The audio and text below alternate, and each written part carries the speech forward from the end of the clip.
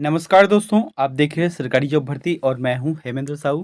दोस्तों आज के जो बताने वाला हूँ ना, एक छत्तीसगढ़ का वैकेंसी है जो कि जारी हो गए हैं और इसका जो फॉर्म डालना भी स्टार्ट हो गया है और इसका एग्ज़ाम डेट भी क्लियर हो गया है, ठीक है? तो फिर इस सभी के बारे में यहाँ पर बताने वाला हूँ और वो है विभाग कौन सा है, छत्तीसगढ़ राज्य का जो सहकारी बैंक मर्यादित रायपुर की तरफ से है। इसमें अलग-अलग जो क्षेत्र है, वहाँ के लिए सभी के लिए अलग-अलग फॉर्म खुला हुआ है। यानी कि आपको जो ऑनलाइन करना है वहाँ 2 टाइप के हैं।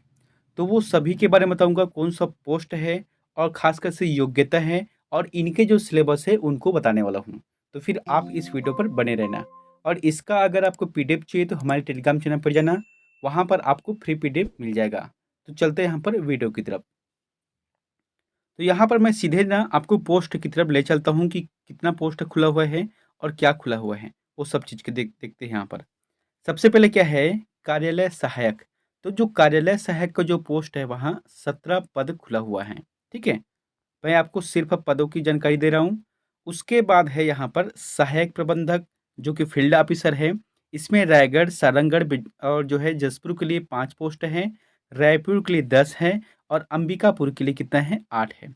उसी प्रकार से सामान्य सहायक के लिए 8 है यहाँ पर, दुर्ग के लिए 12 है, राजनांदगाँव के लिए 32 है, बिलासपुर के लिए 4 है और अंबिकापुर के लिए 27 है और जगदलपुर के लिए 15 है। ठीक है? उसके बाद यहाँ पर देखो समिति प्रबंधन जो कि नवीन संवर्ग के लिए है। इसके अंतर्गत जैसे कि यहाँ पर क्या है 17 है, रायपुर के लिए 60 है, दुर्ग के लिए 40 है, राजनांदगाँव के लिए 37 है, बिलासपुर के लिए 40 है, अंबिकापुर के लिए 23 है और जगदलपुर के लिए 43 है। ठीक है? अब देखते ही इसके जो है आपको योग्यता क्या रहनी चाहिए? क्योंकि कई लोग जो है अभी तक जो फॉर्म नहीं डाल रहे या डालने वाले हैं वो थोड़ा-सा कन्फ्यूज़न है कि इसमें योग्यता क्या है? देखो इसका ना एक बहुत ही सिंपल सा तरीका है। यहाँ पर जो कार्यालय सहायक है और सामान्य सहायक है और सहायक प्रबंधन है, इसमें आपका योग्यता होना चाहिए, कोई भी सा कॉलेज होना चाहिए, यानी कि स्नातक होना चाहिए जिसमें 50% से अतिरिक्त होना चाहिए, ठीक है? 50% से अतिरिक्त। अगर आपका 49% से कम है या 50% से भी कम है, तो आप इसमें फॉर्म नहीं डाल सकते। तो ये जो तीनों है ना, इसमें आपको चाहिए 50% और प्लस पीजीडीसीए, ठीक है? पीजीडीसीए यानी कि अगर आप सोच रहे हो कि 1 वर्षीय डिप्लोमा के अंतर्गत जैसे कि डीसीए होता है या आईटीआई के फील्ड में जैसे कि कोपा होता है, तो ये लोग नहीं डाल सकते। सिर्फ़ पीजीडीसीए वालों के लिए है। एक हो गया। अब यहाँ पर एक और चीज़ है, समिति प्रबंधन। तो समिति प्रबंधन में नवीन संवर्ग है, इसके अंतर्गत क्या है, सिर्फ़ स्नातक माँगा है। यानी कि अगर स्नातक में अगर आप 40% है आपका या 60% है या 50% है, इसमें कोई रोल नहीं है। आपका परसेंट जितना भी है, आप इसमें फॉर्म को डाल सकते हो। साथ में आपको यहाँ पर होना चाहिए पीजीडीसीए होना चाहिए, ठीक है? यहाँ पर कितना है 50% ज़रूरी है और यहाँ पर कोई ज़रूरी नहीं है, लेकिन पीजीडीसीए होना चाहिए, ठीक है? एक हो गया ये वाले और इनका एज लिमिट को भी देखते हैं, क्या है यहाँ पर? ये देखो क्या है 21 वर्ष से लेकर 35 वर्ष तक, यानी 35 वर्ष तक यहाँ पर दिया हुआ है। आप छत्तीसगढ़ के निवासी हो तो 5% सॉरी 5 वर्ष प्लस होना चाहिए और अगर एसटी, एससी, ओबीसी हो तो इसमें 5 वर्ष और जुड़ जाएगा, कुल मिलाकर हो गया 45 वर्ष। ठीक है? अब चलते हैं इनका एक और उसी के अंतर्गत जो जॉब खुला है उसको देखते हैं। अब देखते हैं यहाँ पर क्या है, कनिष्ठ प्रबंधन जो कि 2 है। इसके अंतर्गत 3 पोस्ट खुला हुआ है और एक है यहाँ पर कनिष्ठ प्रबंधन संवर्ग का 2 पोस्ट है और इसी में एक चीज़ है, उप जो प्रबंधन है उसमें 1 पोस्ट है और सहायक प्रबंधन है 3 पोस्ट हैं। ठीक है? ये अलग है और इनके लिए भी योग्यता अलग है। तो इनके योग्यता को भी देख लेते हैं यहाँ पर। इन तीनों के लिए क्या है खास एक ही है कि किसी भी मान्यता प्राप्त विश्वविद्यालय से प्रथम श्रेणी स्नातक उपाधि के साथ एमबीए यानी कि बैंकिंग फाइनेंस में और एक है सीए, आईसीडब्ल्यूए और एम काम की डिग्री होना अनिवार्य है। ठीक है?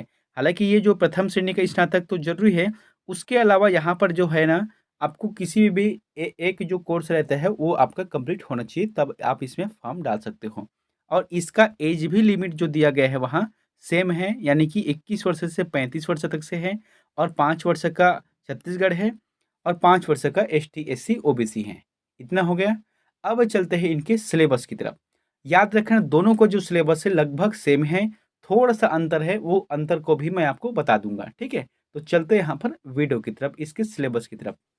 दोस्तों यहाँ पर देखने वाले हैं परीक्षा का पाठ्यक्रम। इसके अंतर्गत क्या है, जैसे कि क्या है, सहायक है, सामान्य सहायक है, सहायक प्रबंध जो कि फील्ड ऑफिसर है, और समिति प्रबंधन के लिए है। इसमें क्या है, कुल प्रश्नों की जो संख्या है वहाँ 100 रहेगा और कुल अंकों की संख्या 100 रहेगा। यानी कि एक क्वेश्चन के अंतर्गत आपको 1 अंक दिया जाएगा। समय है 2 घंटे का रहेगा, ठीक है? अब इसके सिलेबस को देखे थे यहाँ पर संपूर्ण जानकारी को। सबसे पहले क्या है यहाँ पर, छत्तीसगढ़ का सामान्य ज्ञान, ये जो है 10 अंकों का रहेगा। क्या है इसके अंतर्गत, जैसे कि इतिहास है, स्वतंत्रता आंदोलन है, भूगोल है, जलवायु है, पर्यटन है, साहित्य है, नृत्य कला, संस्कृति, जनजाति, विशेष परंपराएं, तीज त्योहार, अर्थव्यवस्था, वन एवं कृषि प्रशासन, ढांचा, स्थानीय प्रशासन, पंचायती राज है, ऊर्जा, जल, यानी कि छत्तीसगढ़ का जितने भी जीएस है वो सभी इसमें समाहित हैं। दोस्तों मैं आपको एक चीज़ कहना चाहता हूँ, जैसे कि मैं बीच में भी वीडियो ला रहा था जो कि छत्तीसगढ़ का जो लोक सेवा भर्ती है, यानी कि पीएससी 2024-25 के लिए, तो जो सिलेबस ला रहा था ना, यानी कि जो हिसाब से पढ़ाया था वो सभी इसी का है। तो हम लोग जो है कल से एक वीडियो देखने वाले हैं, जिसके अंतर्गत आपको इसी टॉपिक का हम ध्यान में रखकर पढ़ाई करेंगे। तो फिर इससे होगा क्या कि आपका जो सीजीपीएससी 2023-24 का जो निकलेगा और यहाँ पर जो सिलेबस दिया गया है, तो दोनों एक ही है, तो दोनों का तैयारी हम एक साथ कर सकते हैं, ठीक है? अब यहाँ पर क्या है, एक चीज़ और है, छत्तीसगढ़ का भाषा का ज्ञान इसके लिए सिर्फ़ 10 अंकों का है, यानी कि छत्तीसगढ़ का जनौला, मुहावरा, छत्तीसगढ़ी व्याकरण, हाना, लोकोक्ति, यानी कि आप इतना सारा लेंथ को पढ़ो और यहाँ पर क्या है, थोड़ा-सा है, तो फिर इसे जो है आप अच्छे से करना, यानी कि जनौला, मुहावरा, छत्तीसगढ़ का व्याकरण है, इसे 10 अंकों का यहाँ पर आपको नंबर मिलेगा। और इसका जैसे कि यहाँ पर कितना दायरा बहुत ज़्यादा है, यहाँ पर कम है, तो आपको इसे अच्छा-सा ध्यान देना है, ठीक है? छत्तीसगढ़ के जो सामान्य ज्ञान है, उसके अंतर्गत यहाँ पर एक चीज़ महत्वपूर्ण पॉइंट को समझना, क्योंकि जो महत्वपूर्ण पॉइंट है मैं उसी को ही बता रहा हूँ, ठीक है? जैसे कि अभी बताया आपको, छत्तीसगढ़ का जो सामान्य ज्ञान है और साथ ही छत्तीसगढ़ का भाषा का ज्ञान है, तो उसमें जो है कितना अंकों का क्वेश्चन रहेगा? 20 अंकों का क्वेश्चन रहेगा। तो इसमें आपको लाना है 50% लाना अनिवार्य है। यानी कि इसमें 20 अंकों में से आपका 10 नंबर लाना अनिवार्य है। तभी जाके आप पात्र की श्रेणी में रहोगे। यानी कि अगर आप छत्तीसगढ़ के क्वेश्चन आंसर में अगर आप 9 नंबर लाते हो और बाकी का जो टॉपिक है उसमें अगर 70 नंबर भी लाते हो ना, तो फिर कोई मतलब का नहीं रहेगा। क्यों? क्योंकि इसमें स्पष्ट शब्दों में यहाँ पर दिया हुआ है कि आपको 50 अंक लाना अनिवार्य है। जैसे कि यहाँ पर एक चीज़ और देख लेते हैं, इससे कम अंक अर्जित पाने वाले अभ्यर्थी का चयन हेतु अपात्र होंगे। यानी कि आपको कितना लाना है?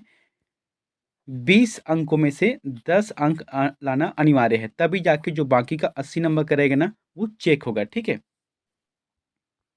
इसके बाद आता है जो मेन पॉइंट है, यहाँ पर थोड़ा-सा अलग है दोनों में। इसमें क्या है, सहकारिता अधिनियम एवं बैंकिंग के संबंधित जो भी चीज़ जानकारी यहाँ पर दिया गया है, यानी कि सहकारिता अधिनियम 1960 के बारे में दिया गया है। उसके बाद सहकारिता समिति है, पंजीयन है, प्रदेश में त्रिस्तरीय अल्पकालीन सहकारी साख संरचना है, और जो है सहकारी समितियों का प्रबंधन करना है। और यहाँ पर क्या है, सहकारी समितियों के सदस्यों, उनके अधिकार, दायित्व तथा विशेषाधिकार, संपरीक्षा एवं जांच, निरीक्षण एवं पर्यवेक्षण, सोसाइटी का परिसमापन, छत्तीसगढ़ राज्य सहकारी जो है अधिकरण है। उसके बाद क्या है, बैंकिंग रेगुलेशन एक्ट 1949 यथा सहकारी समितियों के द्वारा लागू, राष्ट्रीय कृषि एवं ग्रामीण विकास बैंक जैसे कि नाबार्ड है, सहकारी बैंक एवं जिला सहकारी केंद्रीय बैंक है। इनका गठन, संरचना, कार्यशील पूंजी, अंश पूंजी, देनदारियों का, संपत्ति एवं लेन देन का जो जानकारी है, यानी कि आप कह सकते हैं यहाँ पर जितने भी बैंकिंग से संबंधित शब्दावली है या बैंकिंग से संबंधित जो भी कार्य है, इनका गठन है, किस तरीके से किया जाता है, उस सभी का आपको यहाँ पर देखना रहेगा। और इसका जो सिलेबस है वहाँ कितने अंकों का है? 25 अंकों का है, ठीक है? यहाँ पर 25 अंकों का है, लेकिन आपको जो कनिष्क वाला जो फॉर्म अगर डाल रहे हो, तो उसमें ये सब चीज़ जो 25 नंबर की जगह वहाँ 30 अंकों का रहेगा। कितने अंकों का रहेगा? 30 अंकों का यहाँ रहेगा, ठीक है?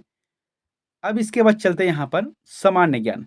तो सामान्य ज्ञान कितना अंकों का रहेगा? 10 अंकों का रहेगा, जिसके अंतर्गत भारत का संपूर्ण इतिहास है, प्राचीन इतिहास है, मध्यकालीन है और आधुनिक है, ठीक है? इसके बाद जो है सामाजिक आर्थिक भूगोल है, और जो है भारतीय राजनीतिक व्यवस्था के अंतर्गत संविधान, राज्य व्यवस्था, मौलिक कर्तव्य अधिकार, सूचना का अधिकार, भारतीय सभ्यता एवं संस्कृति है, भारतीय संस्कृति है, अर्थव्यवस्था, यानी कि पूरी तरह से इंडियन जीएस को यहाँ पर शामिल किया गया है।